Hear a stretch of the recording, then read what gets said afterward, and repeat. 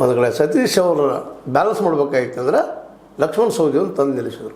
ಅದು ಇದೇ ಸಮಯದಲ್ಲೇ ಒಂದಿಷ್ಟು ಅಶೋಕ್ ಪಟ್ಟಣ್ ಅವ್ರಿಗೆ ಅನ್ಯಾಯ ಆಯಿತಾ ಅನ್ನುವಂಥ ಮಾತು ಜಿಲ್ಲೆಯಾದ್ಯಂತ ಜನ ಮಾತಾಡ್ತಾ ಇದ್ದಾರೆ. ಯಾಕಂದ್ರೆ ಸೀನಿಯರ್ ಸದಾ ನಮ್ಮ ಸಿದ್ದರಾಮಯ್ಯ ನೆರಳಾಗಿದ್ದಂಥವ್ರು ಅವ್ರಿಗೆ ಕೊಡಬೇಕಾಗಿತ್ತು, ಕೊಡಲಿಲ್ಲ.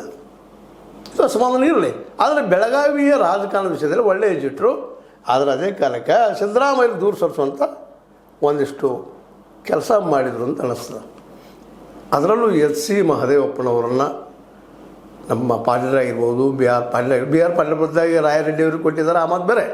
ಇಂಥ ಕೆಲವೊಂದಿಷ್ಟು ಅದರಲ್ಲೂ ಎಚ್ ಸಿ ಮಹದೇವಪ್ಪ ಮತ್ತು ಸಿದ್ದರಾಮಯ್ಯ ಜೊತೆಯಾಗಿ ಬಂದಂಥವ್ರು, ಜೊತೆಯಾಗಿದ್ದಂಥವ್ರು, ಜೆ ಡಿ ಎಸ್ಸಲ್ಲಿ 3 ಸಲ ಆರಿಸಿ ಬಂದಂಥವ್ರು ಅವ್ರನ್ನ ಬಿಡಬಾರ್ದು. ಹೌದು, ಭ್ರಷ್ಟಾಚಾರ ಆರೋಪ ಇರ್ಬೋದು. ಭ್ರಷ್ಟಾಚಾರ ಅಂದರೆ ಯಾವ ಒಬ್ಬ ಶಾಸಕರಿದ್ದಾರೆ, ಯಾವ ಮಿನಿಸ್ಟರ್ಸ್ ಇದ್ದಾರೆ, ಇವತ್ತೆಲ್ಲ ಇದ್ದಂಥವರಲ್ಲೇ ದೊಡ್ಡ ಭ್ರಷ್ಟಾಚಾರ ಮಾಡಿಲ್ವಾ? ಡಿ ಕೆ ಶಿ ಅವರು ಯಾಕೆ ಹುಸ್ತಾನ ಮಾಡಿದ್ರು ಗೊತ್ತಿಲ್ಲ.